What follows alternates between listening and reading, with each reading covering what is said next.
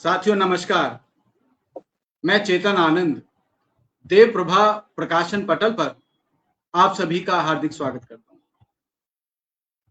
आज से हम 4 दिन की श्रृंखलाबद्ध डॉक्टर कुंवर बेचैन जयंती उत्सव पर एक साहित्यिक चर्चा शुरू कर रहे हैं। महाकवि डॉक्टर कुंवर बेचैन ने हर विधा में लिखा, केवल कविताएं ही नहीं, गजलें भी लिखी, गीत भी लिखे, मुक्तक भी लिखे, दोहे भी लिखे, हाइकू भी लिखे, माहिए भी लिखे, कहानियां भी लिखी, लघु कथाएं भी लिखी और उपन्यास भी लिखे और आत्मकथाएं भी लिखी। और इसके अलावा 2500 पुस्तकों की उन्होंने भूमिका लिखी, जो भूमिका साहित्य में बहुत बड़ा उनका योगदान है।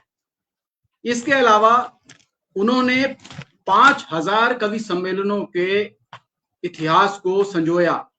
मंच पर बैठते हुए कौन अध्यक्षता कर रहा है, कहां पर कवि सम्मेलन हो रहा है, कौन मुख्य अतिथि है, कौन विशिष्ट अतिथि है, कौन कौन कवि इसमें शामिल हो रहे हैं और किस कवि ने कौन सी कविता पढ़ी, वो सभी को A4 साइज के एक कागज पर अपने काले पेन से बड़े खूबसूरती के साथ उसको हर बात की रिपोर्ट तैयार किया करते थे, उसकी नोट किया करते थे और शुरू से अंत तक मंच से उठते नहीं थे। ये उनकी खूबी थी। तो उन्होंने 5000 कवि सम्मेलनों की इस तरह से रिपोर्ट बनाई और वो कम से कम 10 वॉल्यूम उन्होंने उसमें प्रकाशित करने थे। 2500 भूमिका साहित्य जो भूमिकाएं लिखी, उसके लिए उन्होंने 5 वॉल्यूम कम से कम तैयार करने थे, जिसके बारे में उन्होंने मुझको बताया। लेकिन मैं दुर्भाग्य कहूंगा कि सशरीर वो नहीं है, इसलिए वो काम अभी अधूरे हैं। पर मुझे उम्मीद है भविष्य में ये सभी उनकी जो लिखी हुई चीजें हैं वो सभी प्रकाश में आएंगी, एक पुस्तक के आकार में आएंगी, एक ग्रंथ के रूप में आएंगी और हिंदी साहित्य को और अधिक समृद्ध करेंगी। तो आज हम जो अपनी श्रृंखला शुरू कर रहे हैं उनके साहित्य पर चर्चाओं की, उसमें सबसे पहले उनके गीतों को लेंगे। गीतों में उन्होंने नवगीत लिखे हैं, उन्होंने गीत लिखे हैं, उन्होंने लोकगीत लिखे हैं, उन्होंने तरह तरह के प्रयोग किए। समय के साथ साथ उन्होंने अपने आप को गीतों में भी अपडेट किया, ये उनकी खूबी थी। तो आज उनके गीतों पर चर्चा करने के लिए डॉक्टर कुंवर बेचैन संवेदनाओं के स्वर, इस विषय पर अपने विचार प्रस्तुत करने के लिए हमारे बीच में उपस्थित हैं कवित्री, सुविख्यात कवित्री, विश्वविख्यात कवित्री, हमारी मातृशक्ति डॉक्टर रमा सिंह, जिनके नाम से हिंदी साहित्य में कोई भी अपरिचित नहीं है। और जयपुर से आप लाइव हमारे साथ आज जुड़ी हैं और मुझे बड़ी खुशी है कि गुरुदेव की इस श्रृंखला की शुरुआत आपसे हो रही है और आपसे बेहतर कवि सम्मेलनों की यात्रा आपने जो की है इतनी उनके साथ, उनको दूर से भी पहचाना और नजदीक से भी उनके साहित्य को आपने पहचाना। तो मुझे लगता है कि हम सभी आपके इस आज के वक्तव्य से और उन पे गीतों पर खासतौर पर आप जो प्रकाश डालेंगे उससे हम सभी लोग लाभान्वित होंगे, हम सभी साहित्य प्रेमी लाभान्वित होंगे। और बहुत सारे लोग अब धीरे धीरे जुड़ने लगे हैं और उनसे मेरा अनुरोध है कि वे जैसे जैसे चाहें, अगर उनको गुरुदेव के प्रति बहुत सम्मान है, उनके प्रति श्रद्धा है, उनके प्रति आस्था है, तो इस लाइव सेशन को अधिक से अधिक और भी ग्रुप्स में आप शेयर करते चलें, ताकि और लोग भी इन चीजों को, उनके बारे में अच्छे से जान सके। क्योंकि 1 जुलाई को उनका जन्मदिन होता है, तो हम 4 दिन पहले से ही प्रतिवर्ष उनके साहित्य पे चर्चा रखते हैं, 4 दिन ऑनलाइन रखते हैं और 1 दिन स्कूलों में जाकर विद्यार्थियों के बीच में डॉक्टर कुंवर बेचैन की कविताओं की वाचन प्रतियोगिता हम रखते हैं, ताकि बच्चों में कविता के संस्कार आए और दूसरे हमारे गुरुदेव की कविताएं बच्चों में जिंदा रहें। क्योंकि बचपन में हम जो चीजें हमने याद की हैं कविता, वो आज भी हमें याद है। तो बच्चों में वो कविता के संस्कार भी जीवित रहेंगे और इसके अलावा डॉक्टर कुंवर बेचैन की कविताएं भी ताउम्र जीवित रहेंगी। ये हमारा प्रयास रहेगा। और रात को एक काव्य संध्या और उनके संस्मरण यानी बातें कुंवर की नाम से कार्यक्रम रखा है, जिसमें तरह तरह के और कवि आएंगे और उनके बारे में अपने संस्मरण सुनाएंगे और काव्य संध्या में अपनी कविताएं सुनाएंगे और रात्रि भोज से हम इसका समापन करेंगे। हमने 15 कवियों को उसमें आमंत्रित किया है, सभी आएंगे। तो आज पहले महाकवि डॉक्टर कुंवर बेचैन, गीतकार डॉक्टर कुंवर बेचैन, संवेदनाओं के स्वर, इस विषय पर डॉक्टर रमा सिंह अपना उद्बोधन देंगी, अपना वक्तव्य देंगी और बहुत विशेष होगा वो। आइए हम सभी सुनते हैं। आदरणीय डॉक्टर रमा सिंह जी, आपका हार्दिक स्वागत है देव प्रभा प्रकाशन के पटल पर। और मैं चाहूंगा कि आप आज गुरुदेव के बारे में अपनी बात शुरू करें। आपने देव प्रभाव प्रकाशन के माध्यम से अपने गुरु जी को हर वर्ष एक प्रकार से भावांजलि जो प्रेषित करते हैं और हम सबको जोड़ते हैं साथ में, ये बहुत बड़ी बात है। क्योंकि दुनिया में व्यक्ति आते हैं और चले जाते हैं तो उनको पीछे याद करने वाले बहुत कम थे। पर डॉक्टर साहब का व्यक्तित्व ऐसा रहा, पूरा विश्व विख्यात। तो ऐसे में व्यक्ति को लेखनी भी इतनी समृद्ध, व्यक्तित्व लेखनी भी इसकी समृद्ध तो भूला नहीं जा सकता। तुम्हें बहुत बहुत आशीर्वाद होगा। आज का विषय जो तुमने मुझे दिया है सच में पढ़ते पागल हो गई। क्योंकि मैंने सोचा मैं पुराने उदाहरण नहीं दूंगी, कुछ नए उदाहरण के लिए उनकी जब पुस्तकें पलटी तो मुझे लगा ये मेरी आंखों से कहाँ ओझल। इसको लूं या उसको लूं, तो फिर अंत में मैं बैठ के मुझे याद आएगा तो मैं जी जरूर। तो आज हम शुरुआत करते हैं संवेदनाओं की बात। जी उनकी दो पंक्तियों से शुरू करते हैं। स्वागत है। जिंदगी यूं भी जली वाह। जिंदगी यूं भी जली चांदनी चार कदम। वाह। जिसने जिंदगी को धूप में जिया, जिसने जिंदगी के एक पल को महसूस किया, जिसका जन्म ही अभावों में हुआ, अभावों में पला, अभावों में बढ़ा, उसके पास कितनी संवेदनाएं होंगी वो हम सोच भी नहीं सकते। बिल्कुल। आज पूरा विश्व जो उनका गुणगान करता है उसका कारण यही है कि वे इतने संवेदनशील जुड़ते थे, उससे जुड़ जाते। सही बात। कभी उनका किसी से अलगाव या कोई झगड़ा या कोई लड़ाई हमने कभी सुनी ही नहीं। तुमने सब बोल दिया कि उन्होंने क्या लिखा। इतना ज्यादा समृद्ध 1959 से उन्होंने मंच पे 17 साल की उम्र, जितनी दूर अधर से सपना बिछुए हमारे पाँव से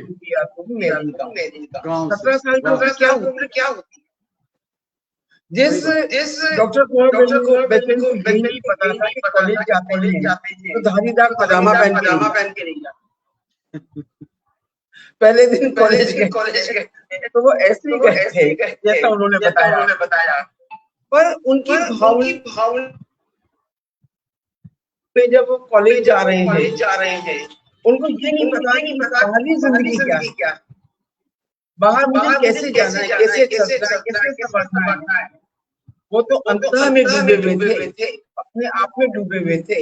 और तब इस प्रकार का गीत लिखना ये बहुत बड़ी बात है उस उम्र में। आज के लोग जो मंच में है सारे चुटकुले सुना रहे हैं इस उम्र में, बड़े उम्र के। और डॉक्टर कुंवर बेचन ने उस समय पूरा भावपूर्ण गीत लिखा। एक एक शब्द इस गीत का सोचने और मनन करने लायक है। डॉक्टर कुंवर बेचन ने जो कुछ लिखा वो सिर्फ मंच पे स्थापित होने के लिए नहीं लिखा, वो साहित्य में उससे भी ज्यादा स्थापित है। आदमी या साहित्यकार वही सफल होता है जो साहित्य की दुनिया में भी जिए और मंच पर भी जिए। उन्होंने दोनों रूप को जिया, साहित्य में भी जिए और मंच को भी जिया। 60-65 वर्ष तक का उनका निरंतर लेखन रहा। उनकी संवेदना इतनी घनीभूत थी स्व से समष्टि तक। जैसा भी तुमने कहा, लोकगीत भी लिखा, जनगीत भी लिखा, नवगीत भी लिखा। तो ये संवेदनाएं जब जुड़ती हैं तभी आप कुछ कह सकते हैं। जो घनीभूत पीड़ा थी वही आंखों में आज उतर के आ गई। तो जो उनकी घनीभूत पीड़ा थी वो शब्दों के माध्यम से, लेखनी के माध्यम से कागज पे उतरती चली गई। क्योंकि उन्होंने बचपन जिस प्रकार से एकाकी जिया, उस एकाकी जीवन की जो संवेदनाएं थी, उन संवेदनाओं ने उनको इस प्रकार से घेर के रखा था कि हर व्यक्ति का दुख उनको अपना दुख लगता था। जहां भी जाते, मैं उनके बहुत यात्राएं की, मैंने देखा कि वो हर एक के आंसू ही पोंछते रहते थे। और मैंने कभी किसी को ये नहीं देखा, किसी ने उनसे ये पूछा बेचन आप कैसे हैं, है ना। तब उन्होंने एक गीत कहा था कि मांग न पानी जग के खारे सागर से, तेरी प्यास बुझेगी अपनी गागर से। आप क्यों दुनिया के आगे रोते हैं, आप क्यों दुनिया से बात करते हैं, आप दुनिया के आंसू पोंछ लीजिए, पर अपने अंतर की पीड़ा को बाहर मत लाइए। लाना है तो गीत के रूप में लाइए। कवि जन्मजात होता है, प्रतिभा संपन्न होता है, और डॉक्टर कुंवर बेचन, मुझे नहीं पता कि उनकी पीढ़ी में कोई पहले कवि रहा हो, कहीं दिखने लेखन पढ़ने में भी नहीं आया, पर उनके अंदर जिस प्रकार से जीवन उन्होंने बचपन का जिया था, अपना हाथ से रोटियां बनाना, घर को लीपना, बाजरे की रोटी कच्ची पक्की बना के खा लेना, बिना सब्जी के खा लेना, ये सब उनके अंदर एक तरह की पीड़ा थी। उस पीड़ा को उन्होंने महसूस किया, और महसूस करने के बाद उन्होंने उनको गीत में ढाला। समाज की अपनी परेशानियां होती हैं, समाज अपनी बात कहता है, कवि अपनी बात कहता है, पर कवि वही सच्चा कवि होता है जो समाज के गरल को पी के अमृत दे देता है। डॉक्टर कुंवर बेचन ने बहुत गरल पिया, शुरू से अंत तक गरल पिया, पर अमृत के रूप में गीत, गजल, हाइकू, माइके, माहिया, उपन्यास, जाने क्या क्या उन्होंने लिख के दिया, क्योंकि वो सामाजिक दायित्व को समझते थे। तुम्हें भी पता होगा, जब हम लोग बात करते तो कहते जब भी गीत अगर कहा करो तो अंत में समाधान जरूर दिया करो, अधूरा मत छोड़ा करो, है ना।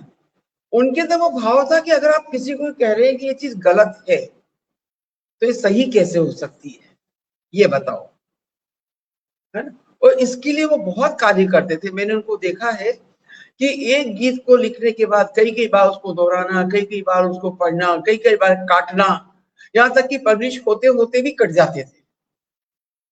ये उनकी जो फितरत थी, ये सिर्फ इसलिए थी कि मैं जो कुछ जनता को दूं वो संपूर्ण रूप में जनता के बीच में जाना चाहिए, गलत नहीं होना चाहिए कहीं भी।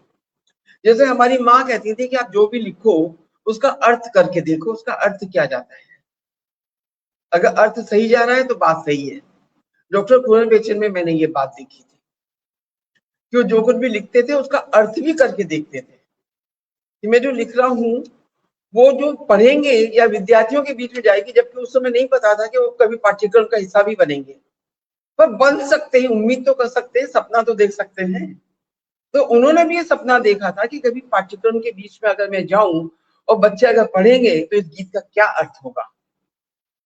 तो सपना देखना बुरा नहीं है, उन्होंने बड़े सपने देखे, जिन स्थितियों से गुजर के आए उन सपनों को पूरा भी किया उन्होंने।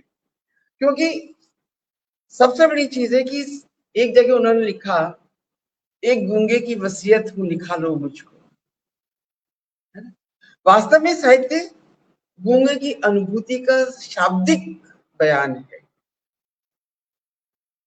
गूंगे की अनुभूति का शाब्दिक बयान है। यह बयान भारतीय संवेदनाओं की उन गहराइयों में छिपी करुणा व सामाजिक दायित्व का है। यह बयान देखिएगा, जो मैं उन्हीं के शब्दों को अपने शब्दों में बांध के कह रही हूं कि वो जो कह रहे हैं ये मानवीय संवेदनाओं की उन गहराइयों का में छिपी करुणा और सामाजिक दायित्व का है। यही साहित्य का मूलाधार है। अगर साहित्य में संवेदना नहीं है, कवि के मन में संवेदना नहीं है, तो साहित्य का सृजन नहीं हो सकता। संवेदना तो मूल आधार है, बिना उसके आप चल ही नहीं सकते। जैसे बुनियाद रखी जाती है मकान की, तो मकान की बुनियाद जो है अगर मजबूत होगी तो आगे, तो डॉक्टर साहब की साहित्य की बुनियाद बड़ी मजबूत थी। उनके गुरु भी ऐसे ही मिले थे, जो बार बार उनकी परीक्षा लिया करते थे शुरू से लेकर अंत तक, और बाद में बुनियाद इतनी पक्की हो गई थी उनकी जैसे आज तुम्हारी है। तो ये जो बुनियाद रखी जाती है, तो उस बुनियाद को उन्होंने बहुत मजबूत कर लिया था, इसीलिए मानवीय संवेदनाओं से जुड़े रहे, क्योंकि उनका ये कहना था कि संवेदना मनुष्य को मनुष्य से जोड़ती है, मनुष्य को इंसान बना के रखती है। एक जगह उन्होंने लिखा कि आज के इंसानों ने भी कैसे कैसे काम किए, आज के इंसानों ने भी कैसे कैसे काम किए, काट दिए बाहर के जंगल, मन में जंगल भेज दिए।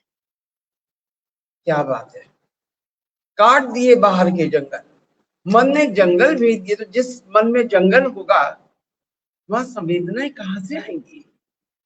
जंगल में तो कांटे हैं, धूप वगैरह सब कुछ है, पर छुपते ज्यादा कांटे ही है जंगल में। जंगल का ही इसलिए जाता है कि वो जंगल है। तो उस जंगल के अंदर से आप कविताओं को निकाल लाएं और किस रूप में निकाल के लाएं, तो वो कहते हैं एक जगह, बहुत बढ़िया उनकी पंक्तियां हैं कि सिसक सिसक गेहूं कहे, दोहे में कहते हैं, सिसक सिसक गेहूं कहे, फपक फपक कर धान, खेतों में फसलें नहीं, उगने लगे मकान। ये जो संवेदनाएं हैं, ये संवेदनाएं एक जगह नहीं रहती, ये संवेदनाएं स्व की तो होती है, समष्टि की होती है, और समष्टि के अंदर सामाजिक भी होती है, सांस्कृतिक भी होती है, राजनीतिक भी होती है, और हमारी धार्मिक भावनाएं होती है, उनके साथ भी जुड़ती है।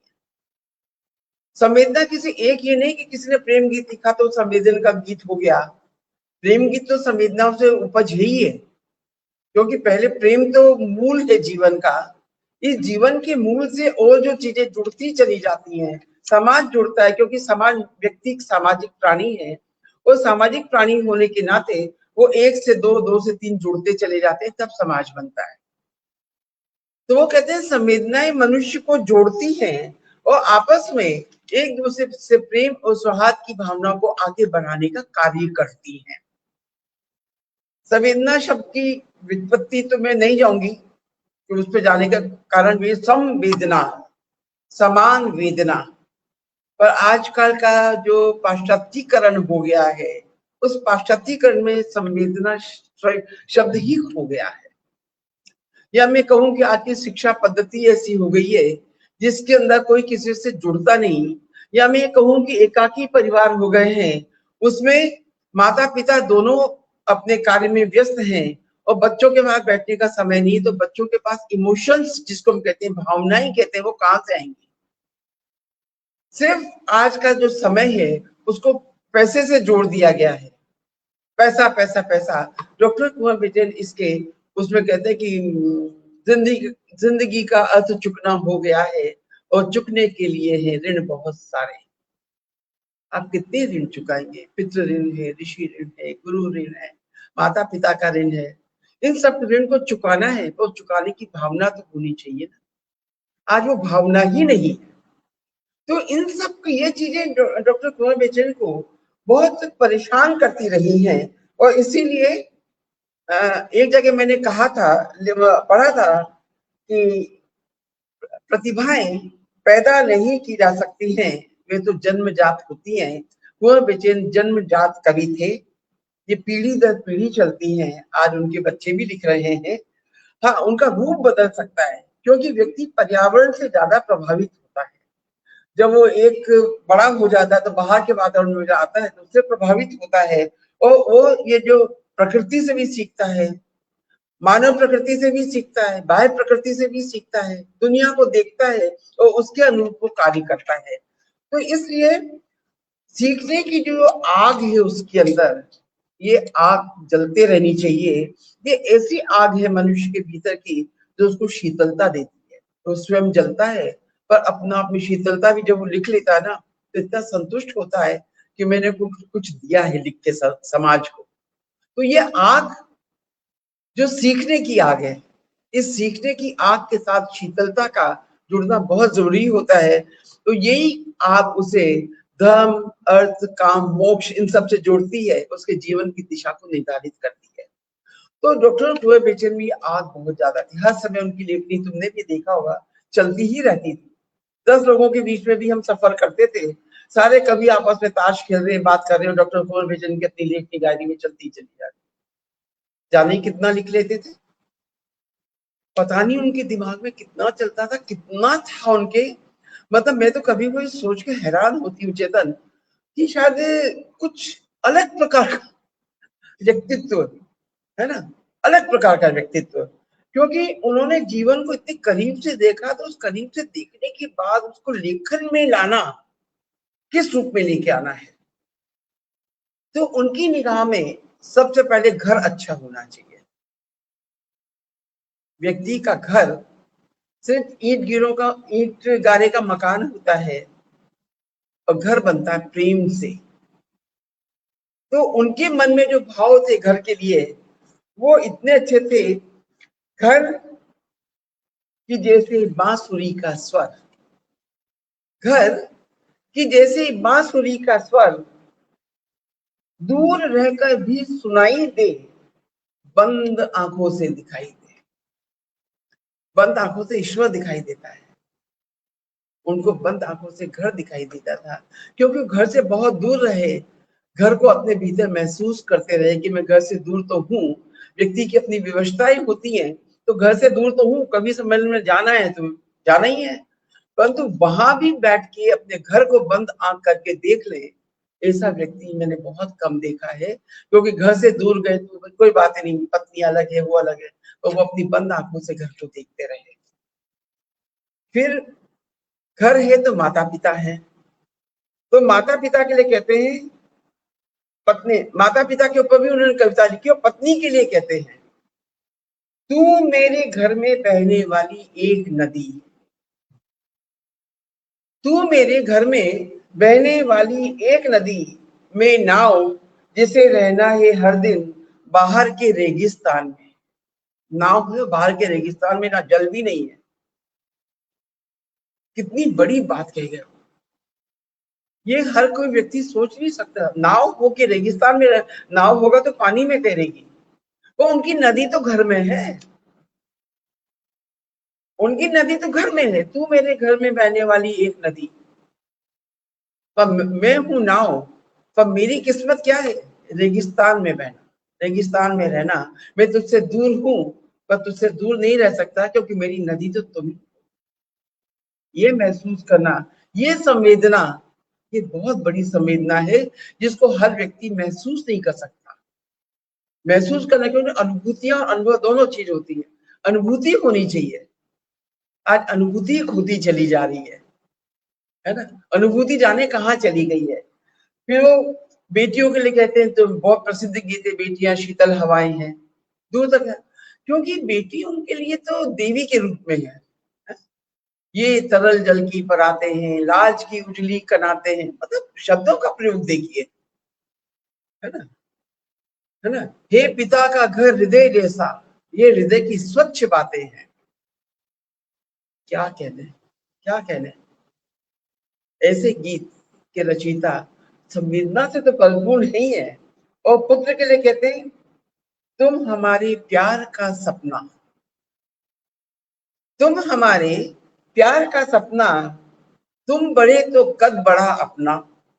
पिता गौरवान्वित होता है ना। तुम हमारे प्यार का सपना, तुम बड़े तो कद बड़ा अपना, छांव यदि मिलती रही तुमको, छांव यदि मिलती रही तुमको, तो हमें अच्छा लगा तपना। एक पिता तपता है, तब बच्चे को पालता है ना।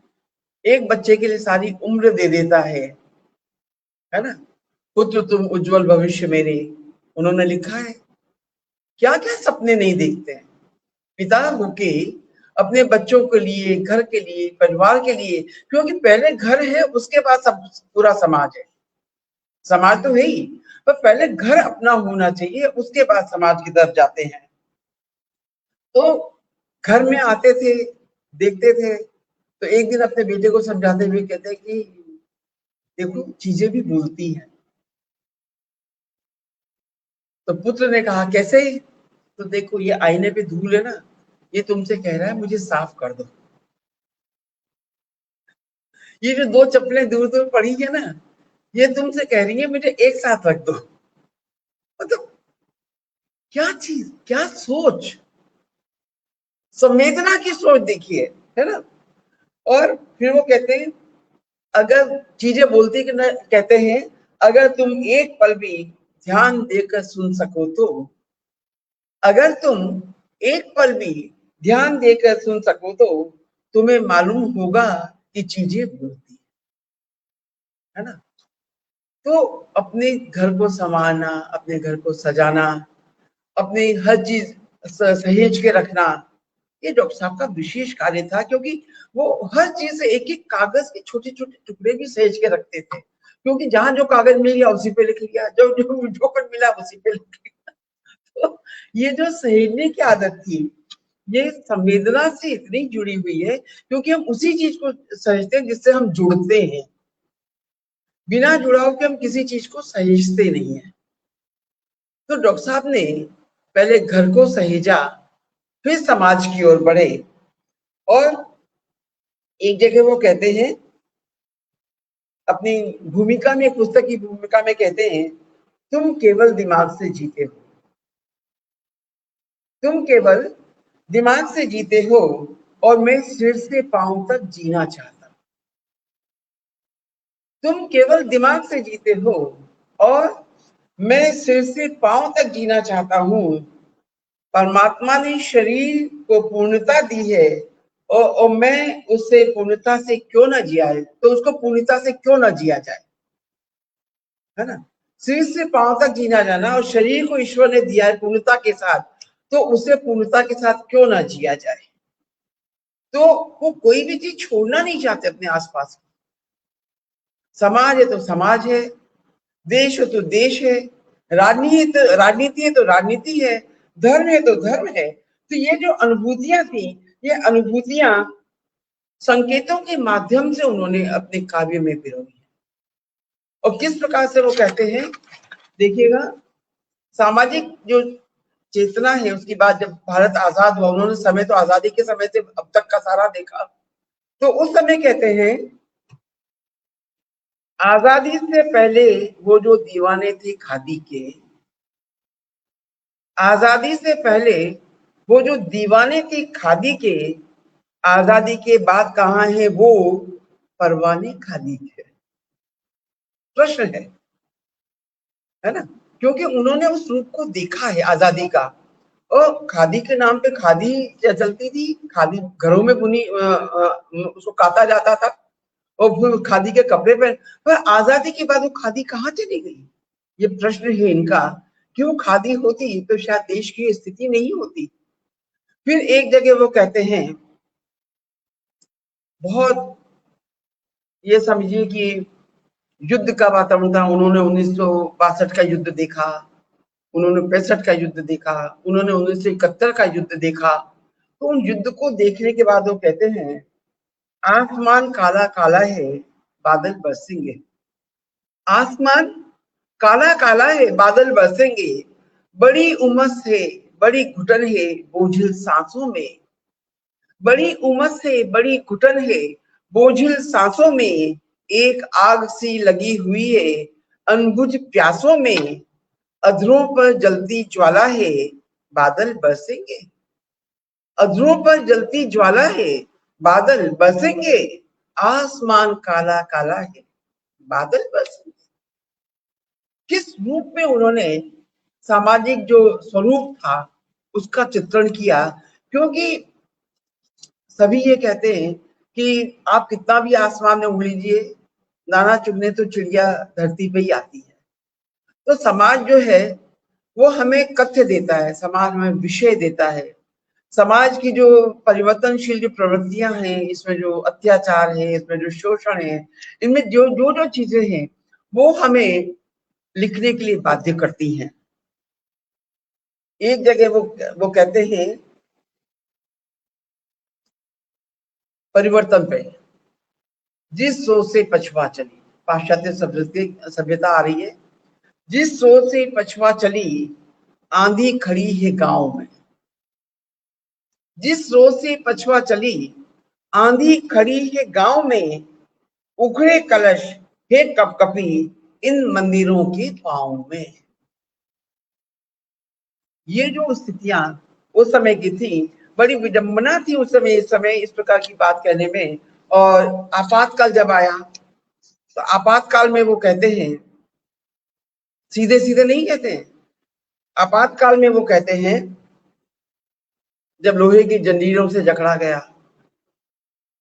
कैद में डाल दिया गया, तो कहते लोहे ने कब कहा कि तुम गाना छोड़ो, लोहे ने कब कहा कि तुम गाना छोड़ो, तुम खुद ही जीवन की लय को भूल गए। जागरूकता का संदेश है ना, कि लोहे ने कब कहा कि तुम गाना छोड़ो, तुम खुद ही जीवन की लय को भूल गए, वो प्रहार सहकर भी गाया करता है। लोहे के लिए कहते वो प्रहार सहकर भी गाया करता है, सधी हुई लय में झनकारों के स्वर में तुम प्रहार को सहे बिना ही चिल्लाए, तुम प्रहार को सहे बिना ही चिल्लाए, किया टूटने का अभिनय दुनिया भर में। एक लोहे के माध्यम से, अब बताओ, हमने आज तक इतना साहित्य पढ़ा, लोहे के माध्यम से किसी ने कोई बात नहीं कही, हथकड़ियों के माध्यम से कोई बात नहीं कही गई। और ये मनुष्य को जागृति देने के लिए वो कहते हैं कि भाई इस प्रकार की जो स्थितियां हैं, इसमें तुम्हें जब लोहा पिट पिट के एक लय में हम फूकते तो एक लय आती है ना, तो जब वो उस समय नहीं टूटा, गाता रहा, तो तुम क्यों चिल्ला रहे हो, तुम तो अभिनय कर रहे हो चिल्लाने का, पहले प्रहार सह तो लो फिर उठो। एक जगह वो कहते हैं, बड़ा अच्छा उनका उदाहरण है,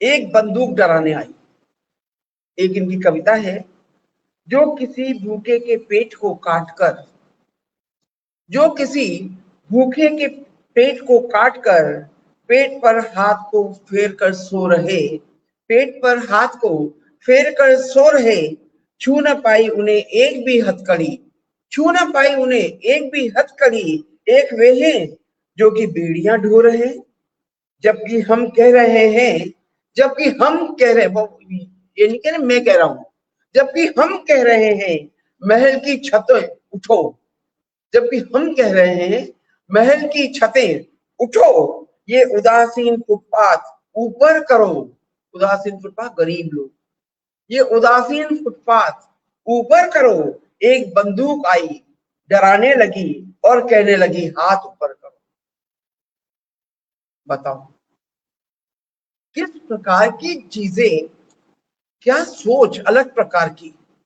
एक बंदूक आई के हाथ ऊपर ऊपर करो, वो कह रहे तुम उठो, फुटपाथ को ऊंचा करो, सीधे नहीं कहे तुम गरीब हो तुम ऊपर उठो, फुटपाथ को ऊंचा करो। फुटपाथ पे कौन रहता है, गरीब व्यक्ति, फुटपाथ को ऊंचा। वो प्रतीकों के माध्यम से, बिंबों के माध्यम से उन्होंने इतनी नई नई बातें कही हैं। एक जगह कहते थे, तुमने पढ़ा होगा, भग कर सब बुझ गई घिवरियां, आंगन आंगन अंधकार है, हर घर में अंधकार है। तो ये जो स्थितियां उस समय पैदा हुई, तो इन सब के लिए उन्होंने बहुत कुछ लिखा। एक जगह वंचित वर्ग के लिए लिखते हैं, काट दिए सिर या चिने दीवार में,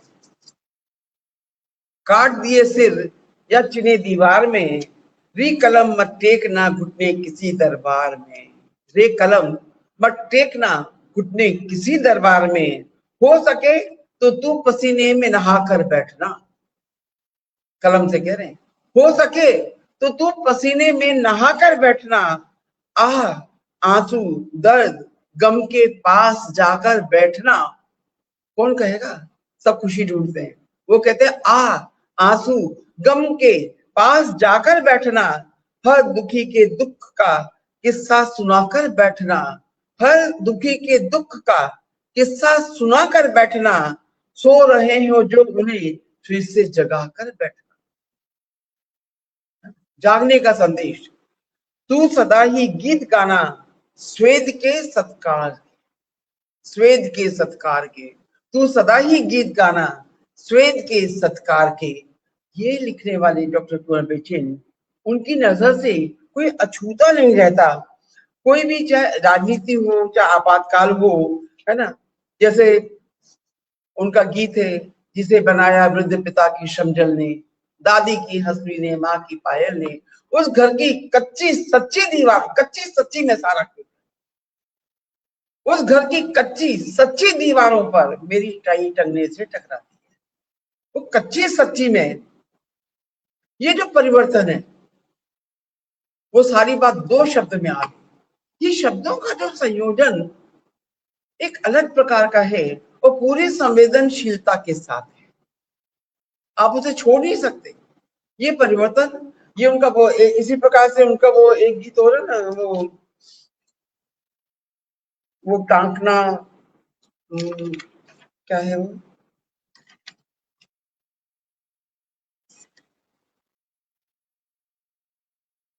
वो ना, कल समय की व्यस्तताओं से निकालूंगा समय कुछ और भरूंगा मांग में सिंदूर, मुझको माफ करना, आज दफ्तर को बहुत देर हुई है।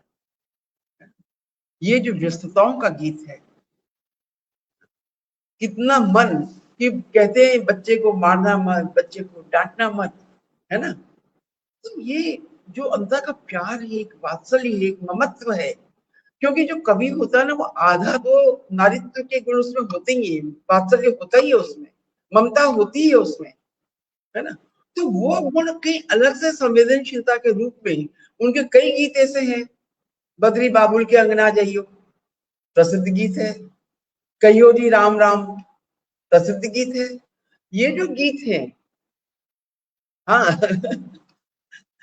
तो वो मत, ये गीत मुझे इतना पसंद है कि मैं खुद भाव विभल हो जाती हूँ तो इन गीतों के अंदर से उनकी जो संवेदनाएं हैं वो ऐसी झलकती हैं जैसे स्वयं एक बेटी बन के वहां ससुराल में है, उसको महसूस कर रहे हैं कि जिस बिटिया को मायके आने नहीं दिया जा रहा है, जिस बिटिया को किसी से बात ही करने दिया, वो किस प्रकार से संदेश भेजेगी, है ना, और संदेश भेजने के लिए किन किन शब्दों का प्रयोग करेगी, है ना।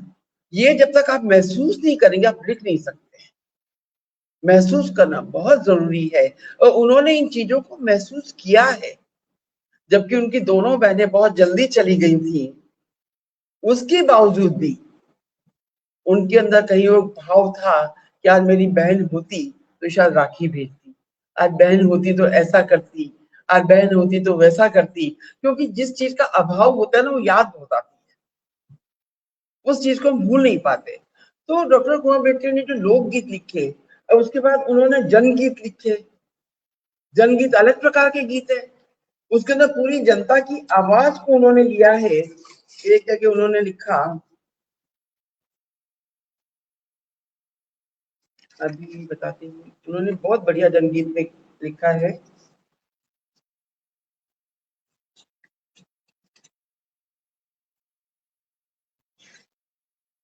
व्यंग है, व्यंग में वो कहते हैं, हड्डी की ठठरी में उलझी है सांस, हड्डी की ठठरी में उलझी है सांस, मुट्ठी भर भूख और अंजलि भर प्यास, बीता हर दिन युग सा जीवन विष पीते, बीता हर दिन युग सा, एक युग, 12 वर्ष का एक युग हम मानते हैं, है ना। बीता दिन युग सा जीवन विष पीते, जीवन के विष को पीते हुए आज का आदमी किस प्रकार का विष पी रहा है उसको उन्होंने महसूस किया। एक जगह वो कहते हैं व्यंग करते हुए, जिन्होंने खरीदी है दूर से विदेश से टूटी बैसाखियां, वे सब तो कहलाए बुद्धिमान तगड़े, हम पूरे आदमी अपने पांव पर खड़े। तो इस प्रकार की बात को महसूस करना, उसको लिखना, बहुत अलग अलग प्रकार की बातें हैं। तो उनकी जो चिट्ठी एक दुखी मन के माध्यम से भी उन्होंने एक मध्यम वर्गीय परिवार की उन्होंने चर्चा की है ना। और इसके साथ साथ वो कहते हैं, जब रोग लाइलाज हो जाता है, उसके पहचानने वाला कोई नहीं होता, और जो सत्ता में बैठे व्यक्ति हैं उनका जब आम आदमी से कोई संबंध नहीं होता, तब एक कवि क्या लिखता है, आग में जलते हुए जंगल देखने का शौक है केवल, आग में जलते हुए जंगल देखने का शौक है केवल, आंख से परिचय नहीं है दूरबीनों का। अब दूरबीन, आंख से परिचय नहीं है दूरबीनों का। दूर से आप देख रहे हैं, आपको जंगल देखना आपको जलता हुआ अच्छा लग रहा है, तो एक बार जाके महसूस तो कीजिए कि जो जंगल जल रहा है उनके ऊपर क्या बीत रही है, वहां के रहने वालों पे क्या बीत रही है। आप दूरबीन में बैठे हुए दूरबीन से देख रहे हैं और तमाशा देख रहे हैं। जो तमाशा आज हर युग में, इस समय की तो हर रील सारी ऐसी बन रही है तमाशाई। उस समय की इतने साल पहले की बात आप कहते हैं, है ना। ऐसे ही ओके, एक चिट्ठी है दुखी मन की कहते हैं, उसमें कहते हैं ये थकी देह पर कर्म भार, ये थकी देह पर कर्म भार, इसको खांसी उसको बुखार। ये थकी देह पर कर्म भार, इसको खांसी उसको बुखार, जितना वेतन उतना उधार, जितना वेतन उतना उधार, नन्हे मुन्नों को गुस्से में हर बार मार कर पछताना, चिट्ठी है एक दुखी मन की। देखा होगा ना कि माँ कैसे परेशान हो जाती है और अपना गुस्सा कैसे उतारती है बच्चों पर, कैसा पीटती है। वो देखकर किस प्रकार से लिखना, इसको खांसी उसको बुखार, है ना, जितना वेतन उतना उधार। आज लाखों लाखों रुपए की का वेतन मिल रहा है लोगों को, पर जब हम लोगों ने नौकरी शुरू की थी तब क्या था, कुछ भी नहीं था। 600 700 800 रुपए मिलते थे, उसके अंदर बच्चों को पालना पढ़ाना घर चलाना कितना मुश्किल था। तो वास्तव में अगर उस समय अड़ोस पड़ोस में कोई ऐसी दुकान नहीं होती तो जीवन जीना मुश्किल हो जाता था, उससे उधार आ जाता था। तनख्वाह आती थी उसको दे देते, अगले महीने की उधारी शुरू हो जाती थी। तो जो उन्होंने देखा महसूस किया उसको ऐसे लिखा। तो उनके जो बड़ा मार्मिक उन्होंने हृदय स्पर्शी चित्रण किया, महंगाई की तंग गलियों से गुजर कर ही किया जा सकता है। जब तक व्यक्ति उससे गुजरता नहीं तब तक ऐसा चित्रण नहीं हो सकता। डॉक्टर बेचेर ने ये जीवन जिया था, उनका स्व का अनुभव समस्त मध्यम वर्गीय परिवार का अनुभव है। ये अकेले उनके घर की बात नहीं थी, ये 99% घर की बात थी कि एक जगह से उधार लेना और महीना आने पे उसका सब चुका देना, अगले महीने की उधार शुरू हो जाना। तो ये उन्होंने जिया था और उसको उन्होंने लिखा। फिर वो एक जगह लिखते हैं सभ्यता पर प्रहार करते हुए, जैसे तुम्हें याद है कि मैं लेने गया था, मैं क्या चश्मा में मेज पोंछ लाया, लेने गया था गम चादर में मेज पोंछ लाया। तो ये जो परिवर्तन है समाज का, ये परिवर्तन भी उन्हें बहुत परेशान करता था। तो वो कहते हैं सभ्यता पर प्रहार करते हुए कहते हैं कैसी विडंबना है इस सभ्यता शिखर पर, कैसी विडंबना है इस सभ्यता शिखर पर, मन में जमी बर्फ ने इतना धुआं उड़ाया। बर्फ ने मन में, अब देखिए अगर आप फ्रिज खोलेंगे तब उसमें जब फ्रीजर में से धुआं आता निकल के, कितना बारीक उनकी दृष्टि है, सूक्ष्म दृष्टि है। मन में जमी बर्फ ने इतना धुआं उड़ाया, लपटे न नहीं दिखाई सारा शहर जलाया, लपटे न नहीं दिखाई सारा शहर जलाया, सारा शहर जल गया। कैसी विडंबना है ये सभ्यता जो है, कहाँ हमें लेकर जा रही है। और इस सभ्यता के लिए ये कहते हैं एक स्थान पर,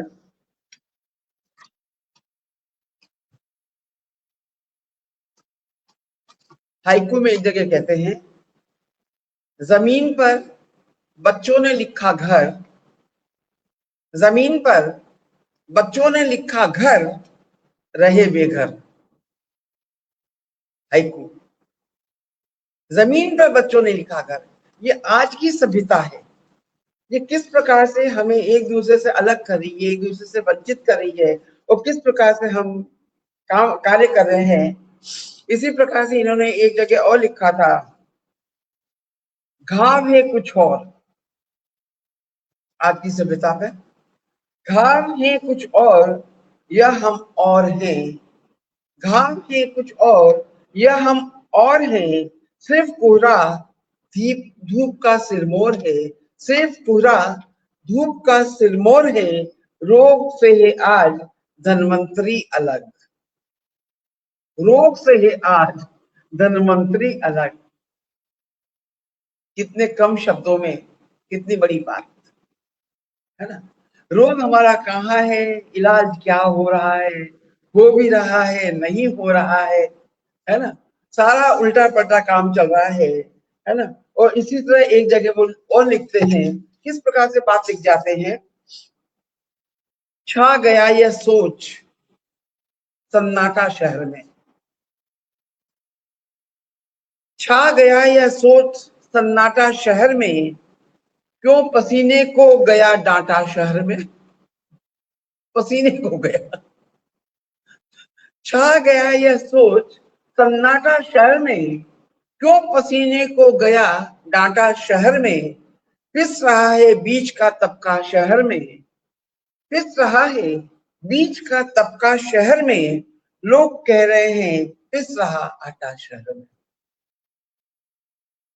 बीच का तबका पिस रहा है, लोग कह रहे हैं पिस रहा आटा शहर में, है ना। मतलब क्या स्थितियां हैं, वो किस प्रकार से बात को कहना। ये तो सच में एक रामफल उनकी जो गजल है उसके अंदर वो कहते हैं ना, तो उसमें कहते हैं, जब जी किया उधेड़ उधेड़ दी चाकू की नोक से, जब जी किया उधेड़ दी चाकू की नोक से, गोया फटी कमीज का बखिया है रामफल। आजकल के कवियों को बखिया शब्द भी नहीं पता होगा, है ना। बखिया उधेड़ देना, है ना। अब उनसे पूछो बखिया उधेड़ देना का तो नहीं पता होगा। जैसे मैंने एक जगह शब्द किया था पापड़ बेले, तो मुझसे कवियत्रियों नहीं पूछा ये पापड़ बेलना क्या होता है। पापड़ बेले हो तो पता चला पापड़ बेलते हैं। डॉक्टर साहब ने तो अपनी कमीजें भी सिए, बटन भी टाके, तो उनको बखिया भी पता है ना? तो वो कहते हैं पिस रहा है बीच का तबका शहर में, नहीं, गोया फटी कमीज का बखिया है रामफल। रामफल के माध्यम से उन्होंने पूरी रामफल की जो जिंदगी है उसका उन्होंने चित्रण कर दिया। बहुत छोटी छोटी बात में एक जगह लिखते हैं, आदमी का इस कदर दुश्मन हुआ है आदमी। आदमी का इस तरह दुश्मन हुआ है आदमी, एक वर उसके बदन में दुश्मनी के बम बंधे। दुश्मनी के बम बंधे, कौन कहेगा दुश्मनी के बम कौन कहता है। आदमी भी हो गया बम उनका, हमने सुना, पर दुश्मनी के बम बंधे, है ना। बिल्कुल एक नया प्रयोग, और उसमें सारी बात कह दी। आदमी का इस कदर दुश्मन हुआ है आदमी, एक वर उसके बदन में दुश्मनी के बम बंधे। ये डॉक्टर कुंवर बेचन की संवेदना ही बोल सकती है, जिसने ये महसूस किया कि आज आदमी से आदमी में कितनी नफरत है। कोई एक दूसरे के पास जाना नहीं चाहता, और जाना चाहते तो डरते डरते जाते, गले नहीं मिलते एक दूसरे के, कि भाई इसकी माला में कहीं बम न हो, हम भी मर जाए ये भी मर जाए। तो उसको किस रूप में इन्होंने यहाँ पे दिया, ऐसे उन्होंने कहा, शोषक के साथ तो किया ही, आपातकाल की एक स्थिति उन्होंने दी है, पीने लगे न खून भी आंसू के साथ साथ, पीने लगे न खून भी आंसू के साथ साथ, यो आदमी की प्यास को ज्यादा न दागिए। आदमी की प्यास को ज्यादा न दागिए, है ना। बहुत अंतर तक महसूस करके ऐसी बातें जब लिखी जाती हैं तब ये बातें निकल के आती हैं, है ना। और एक जगह वो लिखती हैं, अभी बीज की गिनती में हो, अभी बीज की गिनती में हो, अभी पेड़ बन जाएंगे। अभी बीज की गिनती में हो, अभी पेड़ बन जाओगे, ऋण की उपजाऊ मिट्टी में गड़े हुए हैं आप कुंवर। पहली पंक्ति क्या कहती है, दूसरी पंक्ति में ऋण की उपजाऊ मिट्टी, है ना। अभी बीज की गिनती में हो, अभी तो शुरुआत हुई है जिंदगी की, अभी पेड़ बन जाओगे, पर पेड़ कब बनोगे, ऋण की उपजाऊ मिट्टी में। ऋण ले लोगे, इस उपजाऊ मिट्टी में जाओगे, गड़े हुए हैं आप कुंवर, बहुत अंदर तक गड़े हुए हैं, पेड़ तो बनोगे, और ऋण की मिट्टी में गड़कर तुम पेड़ बनोगे। ये बातें कौन कह सकता है? ये वही कह सकता है जिसने उस जिंदगी को जिया, है ना, अपने से बाहर निकल के आए हैं। और एक जगह जब शोषण के लिए कहते हैं, ऐसा न हो कि उंगलियां घायल पड़ी मिले, ऐसा न हो कि उंगलियां घायल पड़ी मिले, चटके हुए गिलास को ज्यादा न दाबी। अब चटके हुए गिलास को, चटका हुआ गिलास है अनुभव, ये अनुभव बोलता है ना, क्योंकि वैसा गिलास होगा तो एकदम नहीं टूटेगा, पर चटके हुए गिलास का आपको ध्यान या पकड़े जो दबा दीजिए तो टूट जाएगा। तो ये जो अनुभव है, ये अनुभव डॉक्टर कुंवर बेचैन के पास ही है, ऐसा कहीं पढ़ने में नहीं आता, है ना। और इसी प्रकार से वो कहते हैं राजनीति पर, समाज की हमने बात की, आपातकाल की हमने बात की, समाज की बात के लिए वो कहते हैं भ्रष्टाचार पे, कुछ कागज के नोटों से इनके मुंह खुल जाते हैं, कुछ कागज के नोटों से इनके मुंह खुल जाते हैं, वजन कुर्सियों के इन बातों से तुल जाते हैं, वजन कुर्सियों के इन बातों से तुल जाते हैं, रिश्वतखोरी के घर से इनके बड़े घरों पे हैं, रिश्वतखोरी के घर से इनके बड़े घरों पे हैं, भारी भारी तोपे हैं। बताइए कहां से कहां बात को ले जाना, है ना, सारी बात कह दी, कागज के नोट पे सब तुल जाते हैं। एक जगह और कहते हैं, जैसे दिनकर जी ने कहा था कि आप तो अंदर बैठ के कमरों में बैठ के सारी नीतियां बनाते हैं, सड़क पे आके नीति बनाइए तो बात हो, है ना। तो वो कहते हैं जीवन में कुछ बैठ गई राजनीति ऐसी, जीवन में कुछ बैठ गई राजनीति ऐसी, आज झूठ के साथ चल रहे सच के अन्वेषी। जीवन में कुछ बैठ गई राजनीति ऐसी, आज झूठ के साथ चल रहे सच के अन्वेषी, सांसे प्रजातंत्र हैं, जीवन बना हुआ संसद। अब संसद की स्थिति सबको पता है, बाकी सांसे प्रजातंत्र है, हम सांस ले रहे हैं, यही बहुत है, जीवन हुआ संसद। ये बातें कैसे अनुभव से आती हैं। और एक जगह वो लिखते हैं, मेजों पर खोद कर अखाड़े, मेजों पर खोद कर अखाड़े, लड़ती है राजनीति आज की, मेजों पर खोद कर अखाड़े, लड़ती है राजनीति आज की, नीति ले कबूतर और बाज की। नीति ले कबूतर और बाज, दो शब्दों में पूरी कहानी हो गई। ये जो अनुभव है ना, और जो उन्होंने देखा उसको उन्होंने सामने रखा है।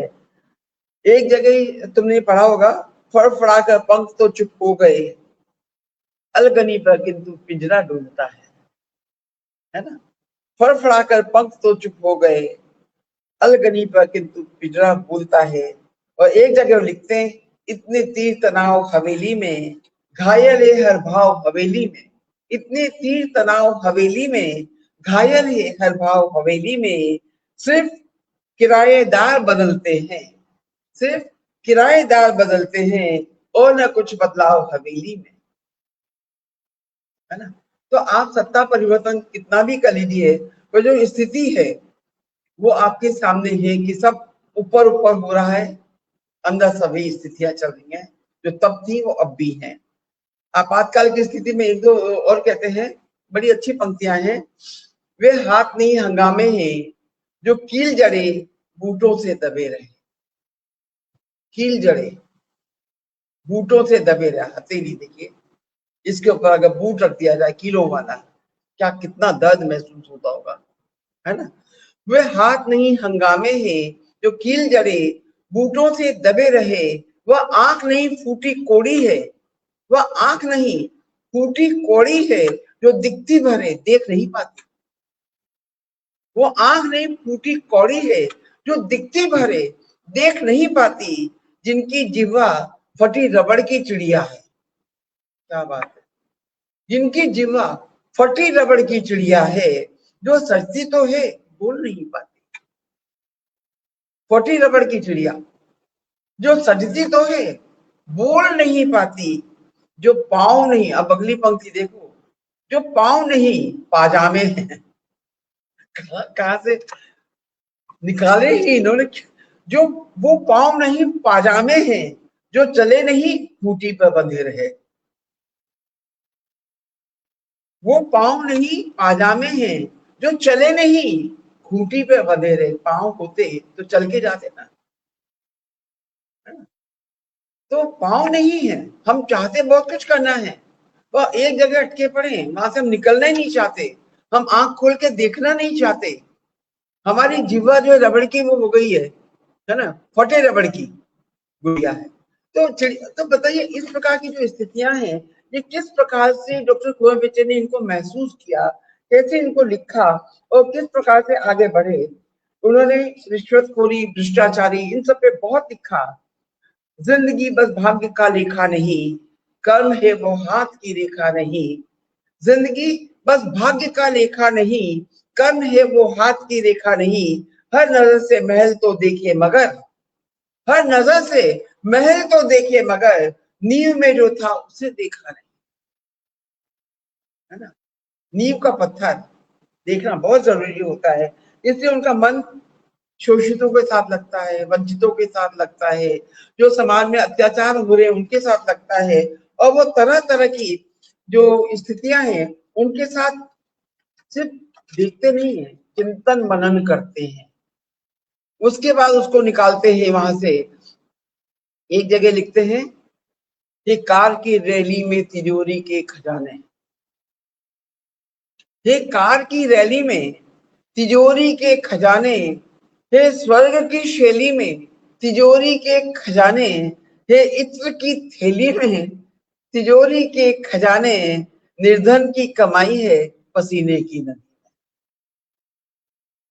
ये जो कुछ ऊपर हो रहा है उसके अंदर एक पसीने की नदी है, निर्धन की कमाई है, जिसमें सब ऐश लूट रहे हैं, जिनकी कारें चल रही हैं, जो स्वर्ग जाने की सोच रहे हैं, जिनके इत्र है, परफ्यूम लगा लगा के घूम रहे हैं, ये उनका अपना कमाया हुआ नहीं है, ये निर्धन की कमाई है जिसने अपना पसीना बहाया है। और इससे वो कहते हैं कि अपने शब्दों का इस्तेमाल करो आपातकाल में।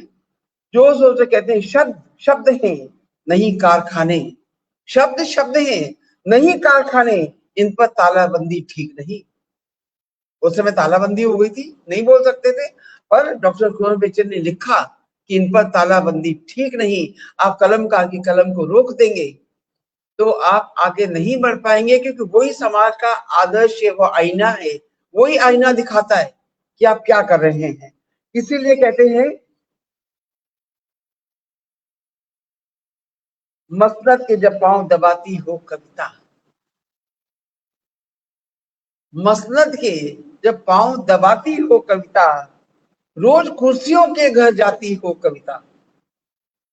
मसनद के जब पांव दबाती हो कविता, रोज कुर्सियों के घर जाती हो कविता, समझो तब वह अपना धर्म गंवा बैठी। कविता का धर्म कुर्सियों के घर जाना नहीं है, कविता का धर्म मसनद के पांव दबाना नहीं है। कविता का धर्म जो हो रहा है उसको दिखाना है, आईना दिखाना है। कविता, सच्चा कवि वही होता है जो वक्त की आंधी से खबरदार नहीं है, कुछ और ही होंगे कलमकार नहीं है, है ना। तो कलमकार तो वक्त की आंधी को समझे, वक्त को पढ़े, उसके बाद लिखे, वो कलमकार होता है ना। एक इनका गीत इसी प्रकार का, पूछ रही सूखी अंतड़ियां चेहरों की चिकनाई से, कब निकलेगा देश हमारा, है ना, निर्धनता की खाई से। तो ये जो सब लिखना है डॉक्टर कुंवर विजय का, ये वास्तव में उन्होंने इन सबको जिया है, उनको देखा है, देखा ही नहीं महसूस किया है। महसूस करने के बाद उसका अंदर अंदर आलोड़न किया है, बहुत कुछ अंदर ही अंदर भीगते रहे हैं, तब जाके कविता उनके उनसे निकलती है ना। और इसलिए समाज को आबाद करते हुए कहते हैं, यो चटकनी लगाकर बैठो न यार घर में, यो चटकनी लगाकर बैठो न यार घर में, उतरो किसी समर में।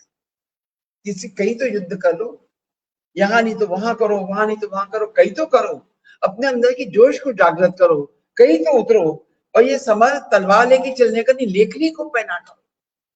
जितनी लेखनी पहनी होगी, तलवार की धार तो एक बार उसके चोट तो वो मरहम लगाने के ठीक ठीक हो जाती है, ये शब्द के घाव ये कभी ठीक नहीं होते। एक जगह उन्होंने लिखा था, मरहम का बहुत अच्छा था वो, बहुत बढ़िया है।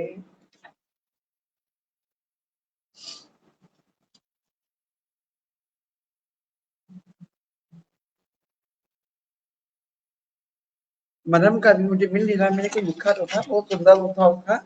हाँ हाँ हाँ हाँ, लगा के धूप का मरहम, लगा के धूप का मरहम तो जाके साफ हुई। मैं जब ये पढ़ रही थी तो मुझे याद आया, जब वो सुनाते थे कि जब क्लास में जाते थे, उनके गुरुजी आते थे और संटी लेकर आते थे, पूछते कुछ नहीं थे किसने क्या गलती की या नहीं की, हर एक को संटी पड़ती थी। आजकल के बच्चों को संटियों के कैसे नीले निशान पड़ते ये नहीं पता चलता, उस समय के बच्चों को पता, जो पढ़े हैं। तो देखिए कहाँ उनको बात कहाँ से कहाँ लेके आते हैं, लगा के धूप का मरहम तो जाके साफ हुई, जमी जमी की पीठ पर रेखाएं, जमी की पीठ पर रेखाएं कितनी नीली थी, जमी की पीठ पर। कहाँ बचपन की संठियां, कहाँ जमी की पीठ पर रेखाएं नीली थी। ये जो संवेदना है ना, ये अलग प्रकार की संवेदना है। संटी की तरह मुझको मिले जिंदगी के दिन। हाँ वही वही। तो हाँ हाँ, ये फिर वो कहते हैं कुछ इंसान बनने के वो सुख को तभी समझेंगे, वो इंसान बनने के कुंवर इंसान बनने के वो सुख को तभी समझेंगे कभी आपस में दुख बदले, वो केवल सुख बदलते। मतलब कभी आपस में दुख बदले तो केवल सुख बदलते। दुख बदलो, अगर आप इंसान बनते हैं तो आप किसी का दुख लेना, आप उसका सुखी सुख क्यों लेना चाहते हैं? अगर वास्तव में इंसान है, आपके मन में संवेदनाएं हैं, अनुभूतियां हैं, है ना, दर्द है, पीड़ा है, वात्सल्य है, ममता है, तो आप उसके दुख को सुख बदल लो, अपना सुख थोड़ा उसको दे दो, थोड़ा उसका दुख अपने पास ले लो, है ना। पर इंसान की यही सबसे बड़ी बात है ना। और वो कहते हैं जिसको पढ़कर आंखें कहते हुए अदर कांपे, जिसको पढ़कर आंखें रोई कहते हुए अधर कांपे, मेरा किस्सा भी मिलता है कुछ कुछ उसी फसाने से। ये जितने फसाने मैंने अभी बताए, सामाजिक, धार्मिक, राजनीतिक, जितने भी हैं वो करके, वो सारे मेरा किस्सा भी मिलता है कुछ कुछ उसी फसाने से। जब तक आपका फसाना उसके फसाने से नहीं मिलेगा, तब तक आपकी लेखनी चलेगी ही नहीं।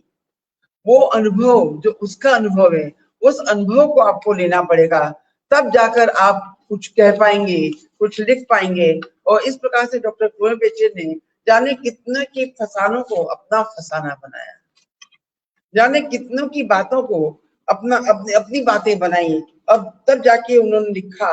और इस प्रकार से डॉक्टर कुंवर बेचन ने अपने संवेदनाओं को जिया, गीतों में जिया, गजलों में जिया, हाइकू में जिया, माहिए में जिया, और जितनी भी विधाओं में, यहाँ तक कि मैं गजल हूँ जो उपन्यास है या मरकतदीप नीलमणि, अगर आप उसको पढ़ेंगे तो उसमें भी ऐसा लगता है कि मैं गजल हूँ डॉक्टर कुंवर बेचन की जीवनी, लिखी गालिब पे है, पर बिल्कुल 100% लगता है कि जैसे उनकी अपनी जीवनी है जो उन्होंने लिखी है इस रूप में।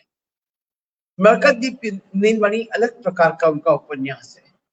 गजल की व्याकरण उन्होंने लिखी, जाने विश्व में कितने उन्होंने शिष्य बनाए, तो पूरी संवेदनाओं के साथ उनसे जुड़े, सिर्फ वैसे नहीं जुड़े, मुंह बोले की प्रीत नहीं है, प्रीत उनकी ऐसी है कि अगर मैंने तुम्हें दिल दिया तो तुम भी अपना दिल निकाल के मुझे दे दो।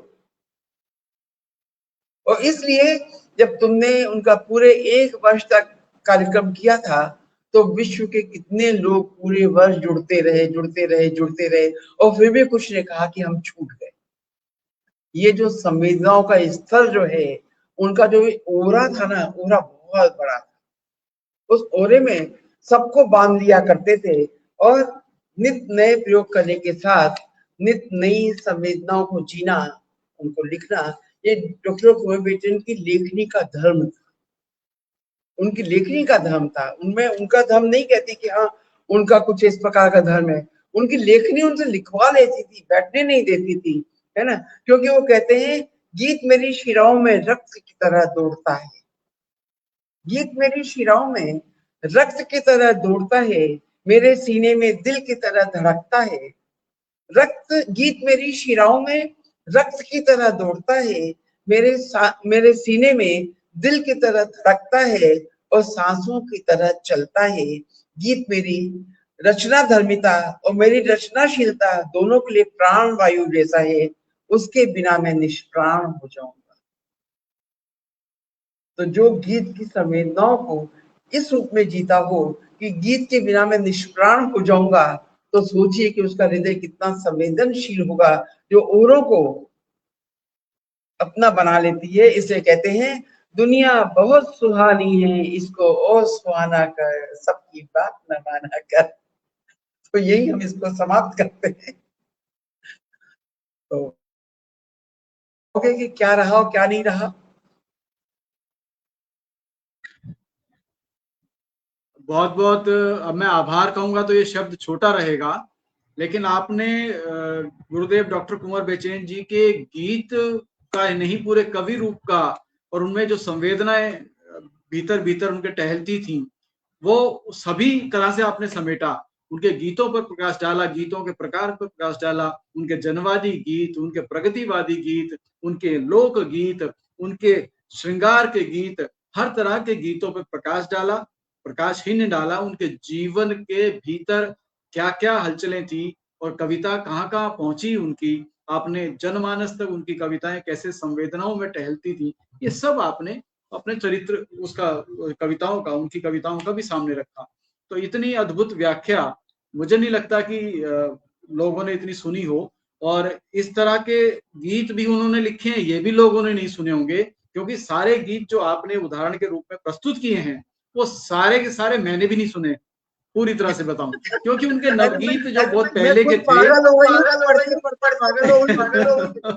हाँ, तो बहुत अधिक मैंने सुने हैं काफी गीत, लेकिन जो आपने आज उदाहरण दिए हैं वो मेरे साथ बल्कि और लोगों ने भी नहीं सुने होंगे कि उनका जो चिंतन है वो कहाँ कहाँ विचरण करता था, वो किस किस रूप में सामने आता था, क्यों डॉक्टर कुंवर बेचैन महाकवि डॉक्टर कुंवर बेचैन हुए, ये एक स्पष्ट रूप से आपने उसको व्याख्यायित किया और बड़ी गहराई से आपने उनके व्यक्तित्व और कृतित्व को उजागर किया है आज तो गीतों के माध्यम से। ये तो साथियों मैं आपको बताऊं कि ये डॉक्टर रमा सिंह जी ने उनके गीत के तत्व पर प्रकाश डाला है कि उनके गीती तत्व किस प्रकार का था, उनका सोच कैसा था, उनके भाव कैसे थे, उनका शिल्प कैसा था। लेकिन अगर उनके समग्र साहित्य पर भी और चिंतन करें तो पाएंगे कि उनको तलाशना बड़ा मुश्किल है। उनका सोच, जहां हमारा सोच खत्म हो जाता है वहां से उनका सोच शुरू होता है। तो उस स्तर के वो कवि रहे। और आज हमारे साथ जब आप अपना वक्तव्य दे रही थी तो बहुत लोग जुड़े, जिसमें से कई नाम तो आगे चले गए, जैसे तुलिका सेठ गुरुदेव की वो भी शिष्या हैं और वो भी जुड़ी, हमारी गुरु बहन है। मनोज कामदेव भी आज जुड़े, जो डीआरडीओ में एक साइंटिस्ट हैं और बहुत अच्छे दोहाकार हैं। सीमा सागर शर्मा जुड़ी, बहुत अच्छी कवित्री हैं और आपको बहुत चाहती हैं वो। और आरती शर्मा जी उदयपुर से जुड़ी, वो भी लगातार अपने कमेंट्स कर रही हैं। अतुल त्यागी जी जुड़े, इसके अलावा इसमें डॉक्टर राकेश सक्सेना जी एटा से हमारे बीच में जुड़े, जबकि उन्हें थोड़ा सा नेत्र रोग से वो पीड़ित हैं, लेकिन वो लगातार आपको सुन रहे थे और अपने उन्होंने कमेंट्स भी किए हैं आपके लिए। श्वेता त्यागी, डॉक्टर श्वेता त्यागी भी जुड़ी हैं वो भी आपको सुन रही थी, उनका भी मैं आभार व्यक्त करता हूँ। इसी तरह से अतुल त्यागी जी भी जुड़े हैं, जो मुझे लगता है अतुल त्यागी जी हमारी ही सोसाइटी के अध्यक्ष हैं और उन्होंने भी समय निकाला, वो आपको सुन रहे हैं। मोनालिसा रॉय देवप्रभा प्रकाशन से जुड़ी हैं, वो भी आपको सुन रही थी शुरू से।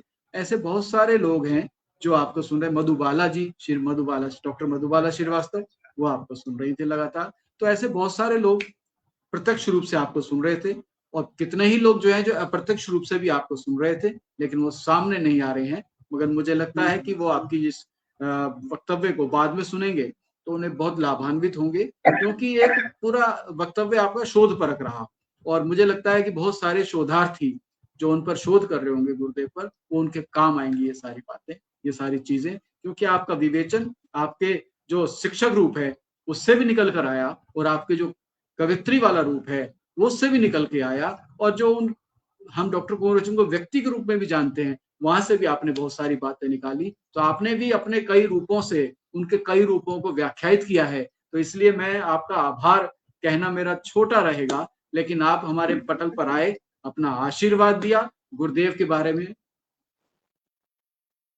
ये डॉक्टर साहब का आशीर्वाद है। परेशान मत हो, ऐसे आशीर्वाद मिलता रहेगा। तुम स्वस्थ रहो, अच्छी रहो। सोचा था रुकूंगा, डॉक्टर बीना शर्मा भी जुड़ी रही दीदी हमारी। अच्छा। हाँ, तो साथियों कल 9 बजे डॉक्टर बीना शर्मा जो गुरुदेव की शिष्या हैं और इसके अलावा एमएमएस डिग्री कॉलेज में उनसे पढ़ी हैं और हमारी सीनियर रही हैं। उनके बाद हमारा बैच आया था और वो वहाँ प्रोफेसर हैं एमएमएस कॉलेज डिग्री कॉलेज में। तो कल वो डॉक्टर कुंवर बेचैन जी के शिक्षक से महाकवि बनने तक की यात्रा का पूरा वृत्तांत आपको सुनाएंगी। हालांकि उनके परिवार में वो बहुत कोई पीड़ित हैं, अस्पताल में हैं और वो भी उनकी सेवा में अस्पताल में गुरुग्राम में इस समय हैं, लेकिन वो अस्पताल से लाइव आएंगी आप सबके बीच में, आप उनको सुनिएगा। वो भी बड़ा अद्भुत वक्तव्य देती हैं। कल डॉक्टर बीना शर्मा जी के वक्तव्य को सुनने के लिए हम फिर उपस्थित होंगे और आप सबसे निवेदन है कि इस वक्तव्य को जो लाइव आज सेशन चला है इसको आप अन्य ग्रुप में अधिक से अधिक शेयर करें ताकि और लोग भी इससे लाभान्वित हो सके और गुरुदेव का साहित्य लोगों तक पहुंचे, यही हमारा उद्देश्य है। इसी के साथ आप सभी का बहुत बहुत आभार। शुभ रात्रि, धन्यवाद। ठीक है।